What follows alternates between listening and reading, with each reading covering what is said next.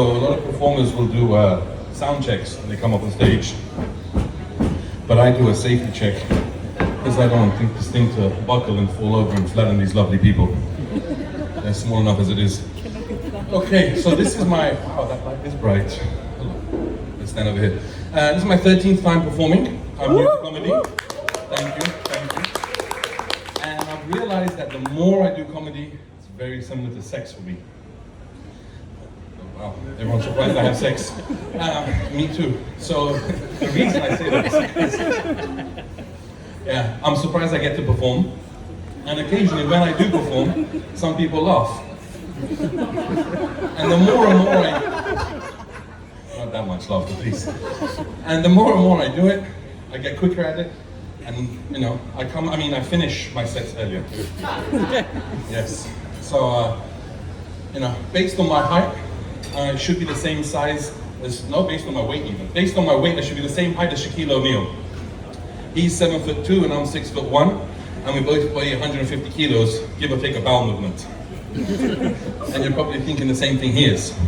I mean, how do you know how much my bowel movements weigh? It's a lot of shit.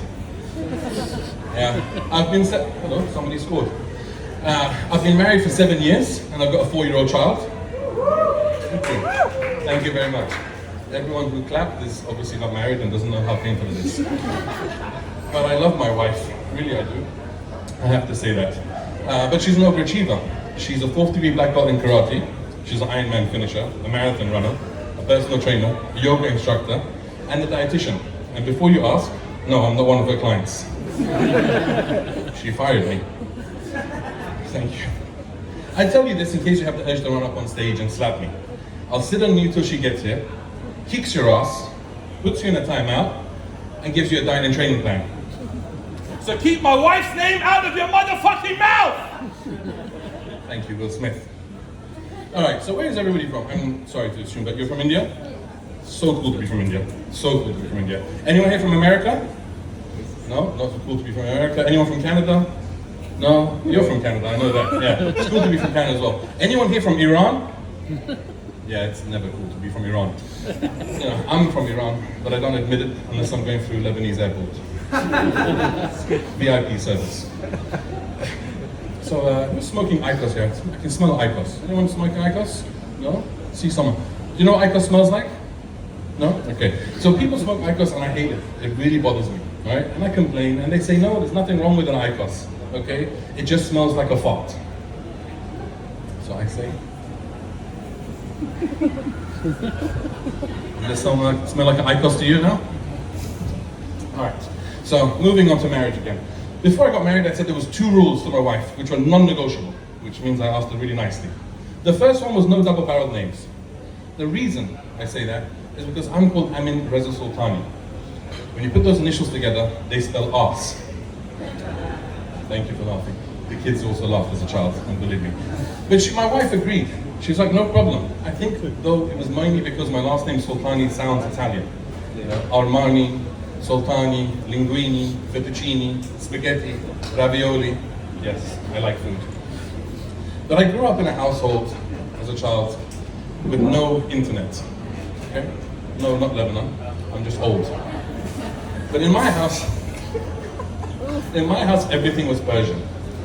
Tea was Persian. Rice is Persian. Wine is Persian. My father told me that Keanu Reeves, the guy from Matrix, you know Mr. John Veach, he's Persian. Oh, you agree? Yes. Because my cousin is called Kian. Makes sense. He even claimed that the G-Wagon, the wonderful Mercedes G-Wagon that all the Emiratis drive, because they have money, is Persian. Because the old Shah of Iran, should have done a sound check, not a safety check. Because the old Shah of Iran, the guy who was in charge before these crazy people there, ordered 20,000 of them. So by that logic, he invented the G-Wagon. So by that logic, I invented the Big Mac. Thank you. The second rule. Come over here, see if I can speak to somebody else. Or might fall off. Okay, come over here. Hi, how are you? Okay, there's a lot of bright light here. So the second rule that I had, okay, was circumcision. Everyone goes silent. Does anyone know what circumcision is? Someone laughed, you know, okay. So for the, you know, but I'll just tell everyone else. For everyone else who doesn't know, circumcision is when they remove a piece of skin from your penis as a child. As a baby, yes. Just when they're born. In my case, a little bit more than I wanted. I don't like the way you're laughing about that. It's a big problem. For my wife, anyway. So I told my wife it's not about science, and it's not about religion, and it's not even about the aesthetics, although I believe that the mushroom cut looks nicer and is more aerodynamic. Yes, my wife wasn't impressed by that either. But I told her, what happens when we're standing at the urinal and my son looks over at me and he says, Daddy, my willy looks different to yours. And mind you, a lot of men look over as well, but that's another story. So I said it was very simple to my wife.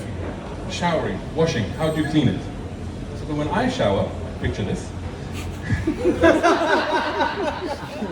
Okay, don't picture it, but anyway, I just go in there, lather up and rinse off, okay? I have no idea what you're supposed to do with that retractable roof. You know, it's like a shotgun action, I think. So I told my wife, no problem. When our son does come up to us and asks us how to clean his penis, I'll send him over to you.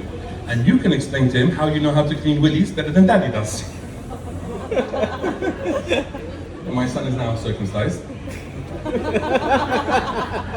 So for 7 years, my wife has tried to get me to lose weight.